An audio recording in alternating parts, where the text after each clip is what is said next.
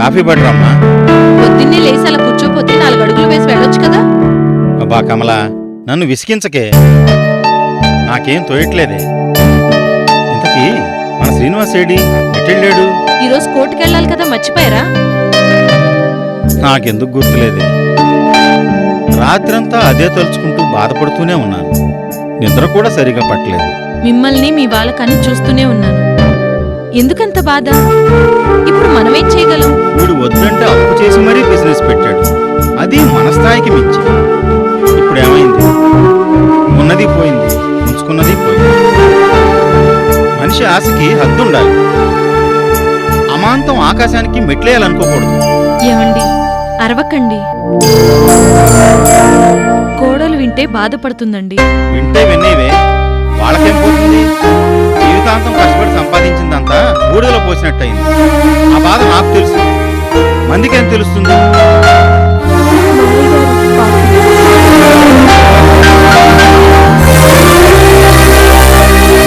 ఏమండి, ఈ రోజు డబ్బులు కట్టేస్తే కోర్టులో కేసు కొట్టేస్తారు కదా.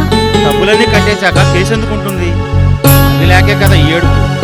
మన ఆస్తులన్నీ అమ్మినా ఆ అప్పుకు అసలు తీరు. మరి ఎలాగండి? అది అర్థం కాకే రాత్రి అంతా నిద్ర కూడా పట్టలేదు. కనీసం వీడు ఉదయం ఏమన్నా తినెళ్ళాడా? తెలీదండి. అమ్మాయి, వీడేమన్నా తినెళ్ళాడమ్మా? లేదు మావయ్య గారు, మళ్ళీ వస్తానని వెళ్ళారు. సరే సరే, వాడు వచ్చాక వాడినేం అడగండి. ముందు రాగానే వాడికి తినడానికి ఏమన్నా పెట్టండి, సరేనా?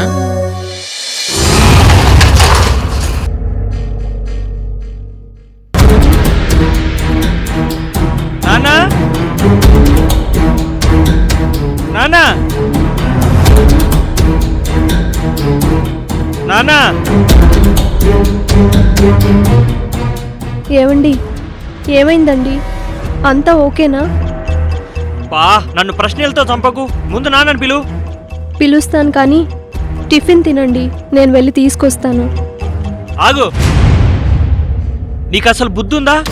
ఒకవైపు టెన్షన్తో చస్తుంటే టిఫిన్ అంటావేంటి? ఒక పూట తినకపోతే చచ్చిపోతారా? అయ్యో, అలా అంటారేంటండి? ఏంట్రా తన మీద అరుస్తావేంటి? వచ్చాక నేనే టిఫిన్ పెట్టమన్నాను, నువ్వేమన్నా తిన్నావో లేదో అని. నాతో తింటూ కూడా మాట్లాడొచ్చులే. అమ్మాయి, వాడికి తింటాకేమైనా టిఫిన్ పెట్టు. సరే మావయ్య గారు.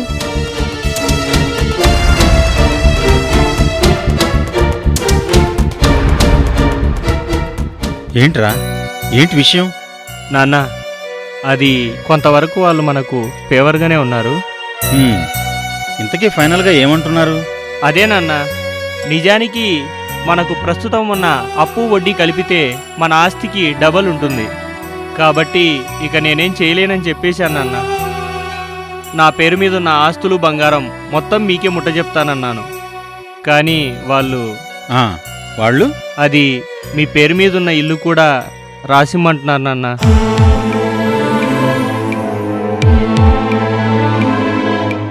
ఏంట్రా ఈ ఇల్లా? నేను నా ఆస్తులని నీ పేరు మీద రాసి ఈ ఒక్కిల్లే ఎందుకు రాయలేదో తెలుసారా? చివరి వరకు ఇది నా పేరు మీదే ఉండాలని, ఇందులోనే నా చివరి శ్వాస వదలాలని. అర్థమైందా? మా నాన్న కూలి పని చేస్తూ నన్ను రాజాలాగా పెంచాడు. తను తిని తినక కూడేసిన సొమ్ముతో ఈ స్థలాన్ని నాకు కొనిచ్చాడు. ఆయన ప్రేమకు గుర్తుగా నేను ఈ ఇల్లు కట్టి దీనిపై మా నాన్నగారి పేరు రాసుకున్నాను.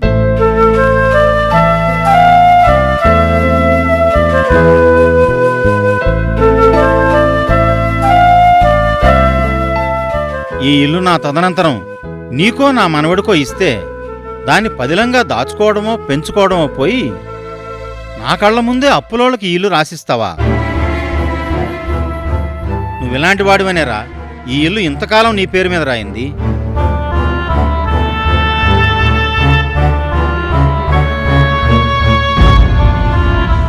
నువ్వు ఇప్పుడు ఇవ్వకపోతే వాళ్ళు నన్ను చంపడమో జైల్లో పెట్టడమో చేస్తారు నాన్న. అప్పుడు మీరందరూ చల్లగా ఉండండి. ఒకవైపు బయట ప్రాణం పరువు పోతుంటే సెంటిమెంట్తో కొడుతున్నారు. ఛీ, ఈ ఇంట్లో పుట్టినా ఒకటే, బిచ్చగారి ఇంట్లో పుట్టినా ఒకటే. చిచ్చి. ఏమండి, అందరం చల్లగా ఉంటే ఇంతకన్నా మంచిలు కట్టుకోవచ్చండి. ఇప్పుడు లేని మీ నాన్న ప్రేమ కోసం ఉన్న ఒక్కగానొక్క కొడుకును పోగొట్టుకుంటామా చెప్పండి? నాకెందుకో ఇచ్చేస్తేనే మంచిదనిపిస్తుందండి.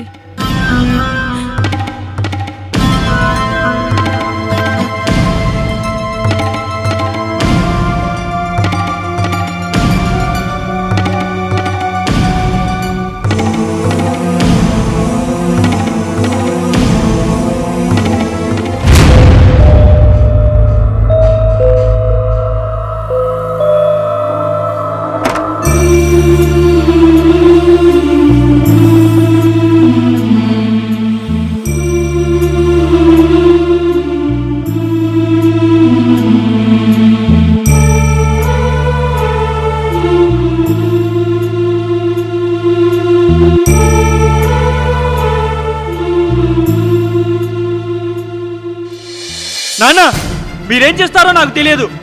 మీరు ఆస్తి వాల్చిందే. లేదు నాన్న, నువ్వు రాసి వాల్చిందే.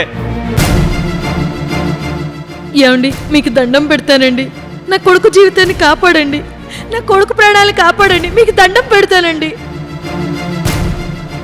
మావయ్య గారు ప్లీజ్ నా మంగళసూత్రం కాపాడండి. ప్లీజ్ మీ కాళ్ళకు దండం పెడతాను. ప్లీజ్ మావయ్య గారు ప్లీజ్.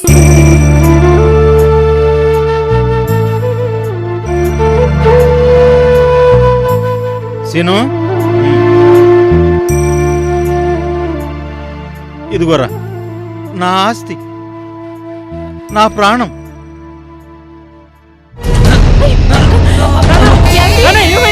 ఏమైంది నాన్న? అమ్మా, ఏమైంది నాన్న? నాన్న, నాన్న, ఏమైంది? ఏమైంది నాన్న? అమ్మా, ఏమైంది నాన్న? నాన్న.